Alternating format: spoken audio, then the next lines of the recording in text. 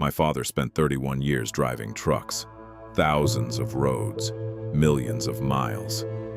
And in all that time, there was only one road he was ever afraid of, because according to him, it wasn't on any map. The first time he found it, he drove for 30 minutes.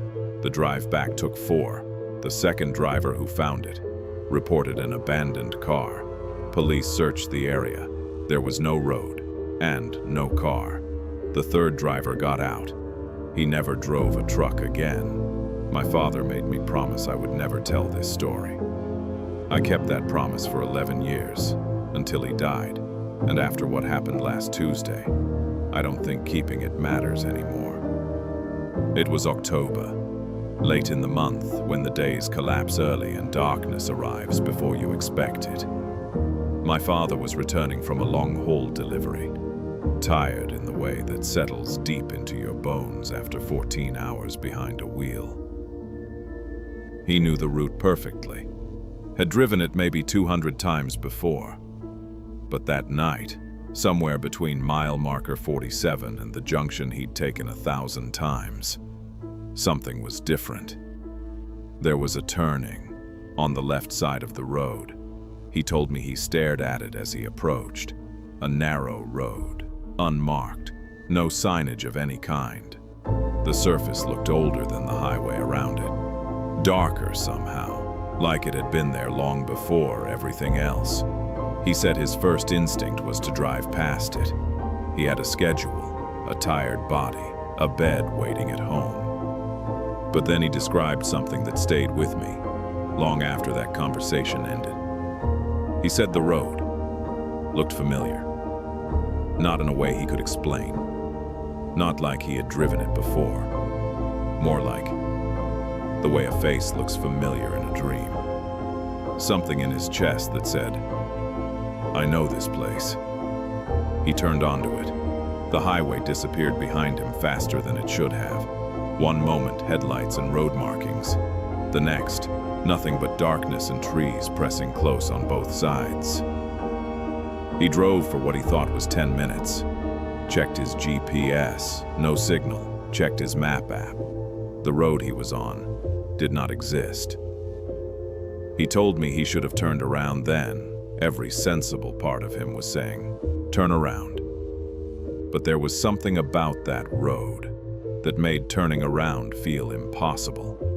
Not physically impossible, just wrong. Like turning back would be the dangerous thing.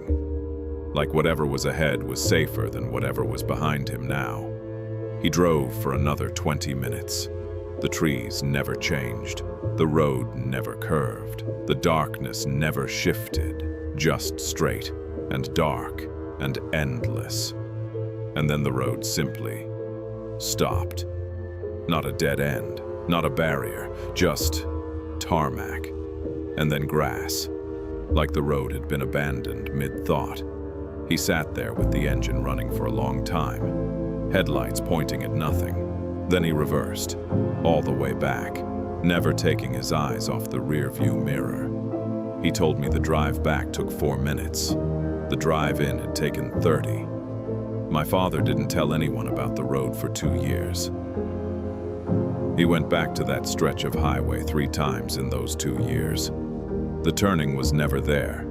No gap in the trees, no unmarked junction, no narrow road, nothing. He started to wonder if exhaustion had manufactured the whole experience. 31 years of long hauls do strange things to a tired mind. He had almost convinced himself. Then he met a woman named Patricia at a truck stop diner outside Milford. She was a long-haul driver too, 20 years on the road, the kind of person who had seen everything and was surprised by nothing. They sat across from each other over bad coffee, and she told him without any prompting that she had driven a road that didn't exist. Same stretch of highway, same month of the year, same feeling of familiarity she couldn't explain. My father said the hair on his arm stood up before she even finished her sentence. She described the trees pressing close, the GPS failure, the road that ended in open grass. every detail identical. But then she said something my father hadn't experienced, something that changed everything. She said she hadn't been alone on that road. About halfway along it, in her headlights, she had seen another vehicle, parked on the left side, engine off, no lights, an old blue sedan. She had slowed down as she passed it, looked through the window, empty, no driver, no passenger, no personal belongings visible, just an empty car sitting on a road that didn't exist. She had reported it when she got back, gave the location as precisely as she could. Police found nothing. No road, no car, no record of any vehicle matching that description reported missing in that area.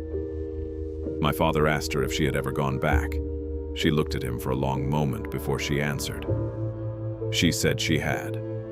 Once. She said the turning appeared again, exactly 1 year after the first time. Same month, same stretch of highway.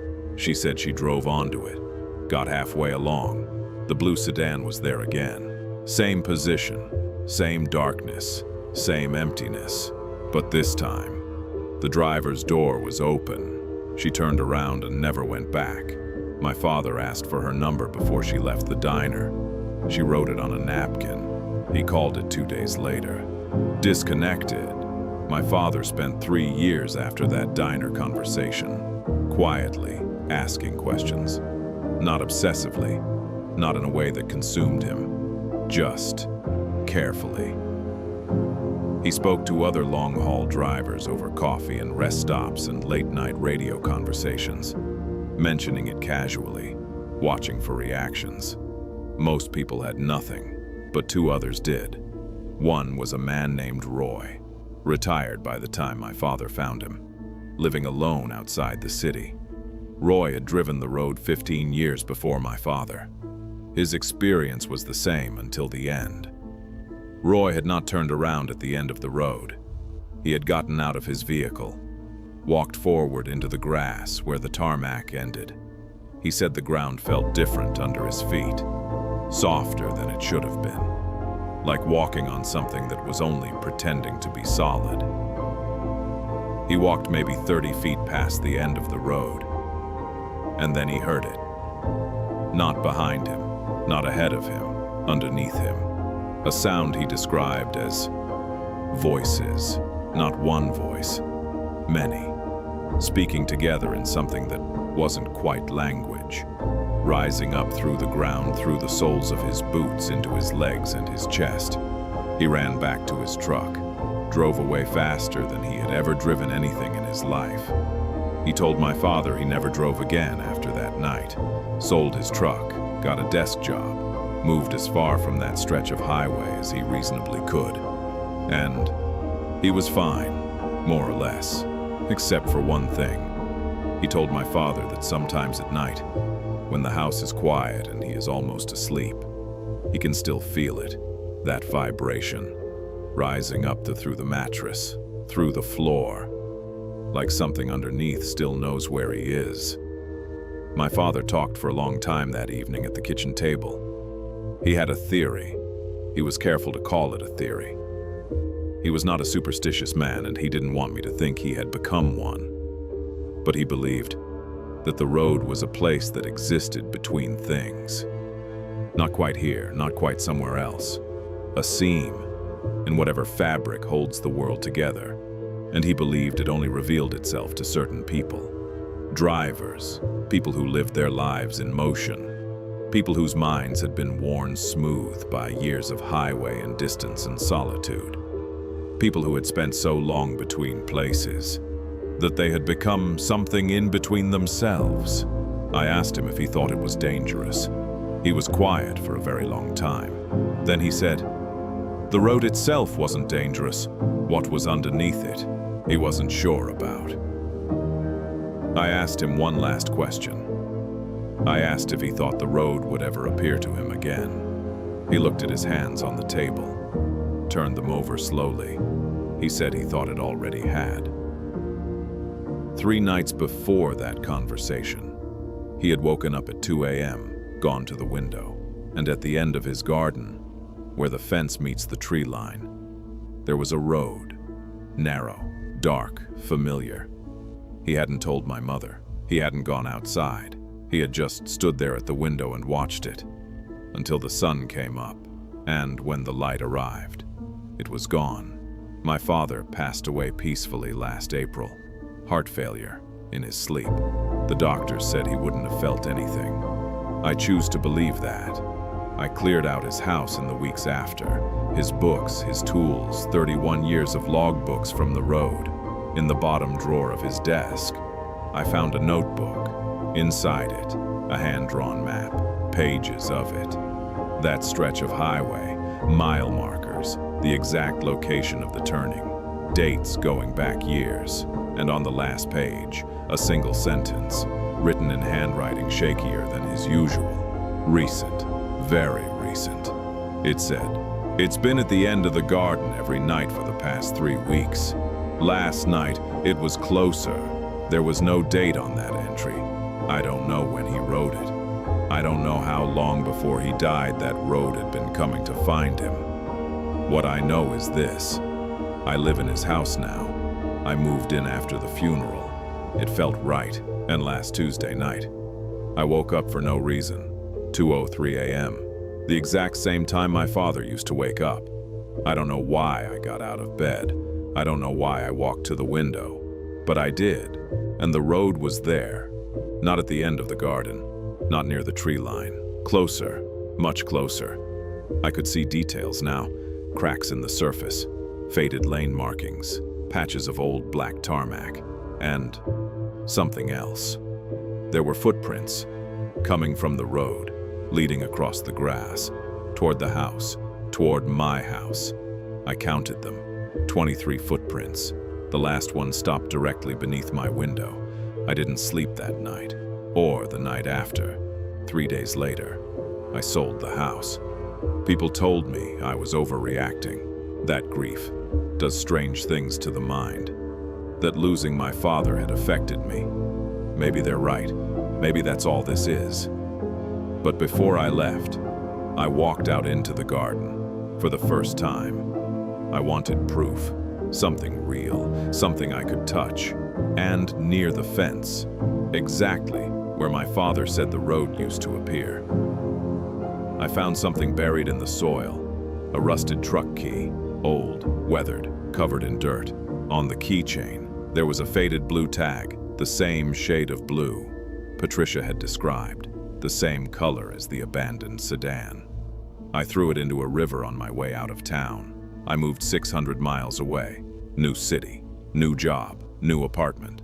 And, for a while, I thought I'd left it behind. Until last month, I was driving home after work, a route I've taken hundreds of times. And for just a second, I saw a turning on my left. A narrow road, no sign, no markings.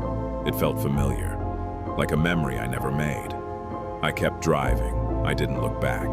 But every now and then, when the night is quiet, I still wonder what would have happened if I had turned. And sometimes that's worse, because part of me still wants to. But if you ever find yourself on a road that feels familiar in a way you cannot explain, that feels like a memory you never made, don't stop, don't get out, and whatever you do, don't listen to what's underneath. Before you go, I need to know something. Have you ever been somewhere that felt like you'd been there before, but you know with certainty that you haven't? That feeling has a name. Most people call it déjà vu and move on. My father had another name for it. Tell me yours in the comments. I read every single one. Subscribe to The Dark Chronicles, because next week, we go somewhere even darker than this road. See you in the dark.